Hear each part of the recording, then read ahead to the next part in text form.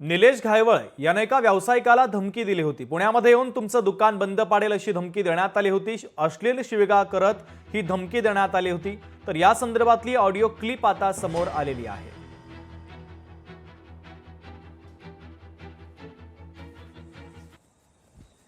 अहो पण मी काय बोललोय भाऊ, मला असं काय दमदाटी करताय मला? तू ये, तुला काहीही मी करणार नाही। मी तुला आता सांगतो, मला फक्त 4 शब्द बोलायचे। मी तुला व्यवस्थित म्हणतो, ये तू। जर तू आज नाही आला तर उद्यापासून तुझी पुण्यातली मी सगळी दुकानदारी बंद करून टाकेन। अहो पण मला दमदाटी करून तिकडे कोणाला सांगशील ना, इकडे कोणाला सांगशील, पुण्यातली तुझी सगळी दुकानदारी उद्यापासून बंद। भाऊ तुम्ही पण आणि मी पण गरिबीतनच मोठं झालेलो हो।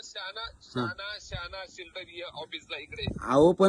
अहो पण भाऊ मला दमदाटी करून, मी गरीबच माणूस आहे, तुम्हालाही माहिती, गरिबीतनं आपण दोघं पण मोठे झालेलो आहे। किती वेळात येतो तू?